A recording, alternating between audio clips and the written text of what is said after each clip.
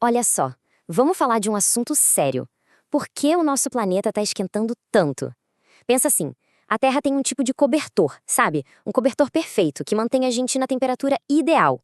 Mas e se esse cobertor, que era para proteger, começasse a engrossar e a sufocar a gente aos pouquinhos? Pois é exatamente isso que a gente vai entender agora. Pois é, o que acontece quando esse cobertor da Terra fica grosso demais? Essa é a grande questão. E para a gente chegar na resposta, primeiro a gente precisa entender como é que esse cobertor deveria funcionar, sabe, num mundo em equilíbrio. Então, vamos lá. Começando pelo básico. Antes de a gente falar do problema, vamos dar uma olhada nesse sistema, que é genial, né? É ele que permite que a vida exista por aqui. Ok, primeiro ponto que é super importante. Clima não é a mesma coisa que tempo. Pensa assim, ó. O tempo é tipo o humor do dia, se hoje tá chovendo ou se tá sol. Já o clima é a personalidade do lugar, sabe? O temperamento dele ao longo de muitos e muitos anos. E o problemão é que a personalidade do nosso planeta tá passando por uma mudança, digamos, drástica. E aqui que tá o pulo do gato. O efeito estufa, um natural, ele é nosso amigo. É ele que segura um pouco do calor do sol e não deixa a Terra virar uma bola de gelo. É essencial para a vida, sabe? O problema mesmo, aquecimento global, acontece quando a gente interfere nisso. A gente engrossa o cobertor com poluição e aí ele começa a prender calor demais. Aquilo que era bom acaba virando um problema sério. Mas quem é que engrossa esse cobertor? São os chamados gases de efeito estufa. E olha, se essa história tivesse um vilão principal, o nome dele seria dióxido de carbono, o famoso CO2. É o gás que a gente mais libera por aí, e o grande responsável por prender esse calor todo na atmosfera. Ok, então se somos nós que estamos engrossando o tal do cobertor, a pergunta que fica é: como exatamente a gente está fazendo isso? Vamos olhar mais de perto para as nossas ações. O que é impressionante aqui é como tudo leva de volta pra gente. Dá uma olhada em como as causas humanas estão bem ali no centro de tudo. É como se fosse uma teia de aranha gigante, sabe? E a gente tá bem no meio, causando tudo isso. Então, basicamente, a gente pode resumir em 3 coisas principais. Primeiro, e a maior de todas, é a queima de combustíveis fósseis.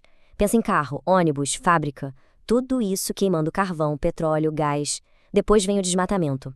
As árvores são tipo umas esponjas de CO2, sabe? Elas sugam o gás do ar. Quando a gente corta, não só a gente perde essa esponja, como libera todo o carbono que estava guardado nela. E, por último, o nosso lixo. O lixo nos aterros solta metano, que é outro gás superpotente, pior até que o CO2. E com o planeta superaquecido, o sistema todo começa a pirar.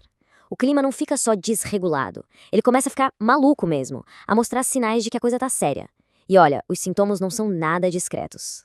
O ponto principal é esse, né? Todo esse calor extra tem que ir para algum lugar. E ele tá indo direto pro gelo do planeta. É como se fosse um maçarico gigante ligado o tempo todo, derretendo as calotas polares e as geleiras num ritmo assustador. E toda essa água do derretimento vai para onde? Para os oceanos, claro. E isso tá fazendo o nível do mar subir, como uma banheira que tá quase transbordando, sabe? É uma ameaça real para um monte de cidades costeiras no mundo inteiro. E não é só que o clima fica mais quente. Ele fica mais extremo. Mais maluco mesmo.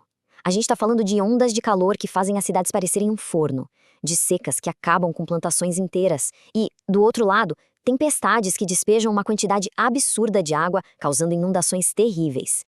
E claro, a gente não tá sozinho nessa. Tem os outros moradores do planeta, né? Os animais, as plantas. Eles estão sendo levados ao limite.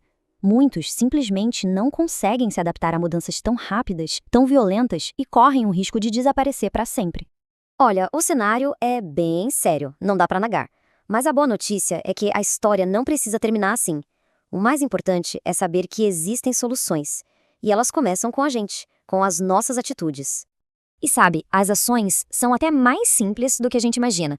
Coisas como economizar energia em casa, sabe? Apagar a luz, tirar as coisas da tomada, tentar andar mais a pé, de bicicleta, usar transporte público. E aquele lema dos 3 R's: reduzir, reutilizar, reciclar, para gerar menos lixo. Ah, e claro, plantar árvores, ajudar a criar mais daquelas esponjas naturais. Cada coisinha dessas conta, e muito. Pode até parecer que é só uma gotinha no oceano, né? Mas o efeito é coletivo. Cada pequena escolha, quando a gente soma com as escolhas de milhões de pessoas, tem um poder gigante de começar a afinar esse cobertor de novo. É uma missão que precisa ser de todo mundo. Então, para resumir, a gente viu o problema, né? O nosso cobertor protetor engrossou demais por nossa causa, e isso tá bagunçando o planeta inteiro. Mas a gente também viu que a solução está nas nossas mãos, nas nossas ações do dia a dia. E essa pergunta final fica no ar. Qual é aquela pequena atitude que pode ser tomada e que, no fundo, faz uma diferença enorme? Fica aí a reflexão.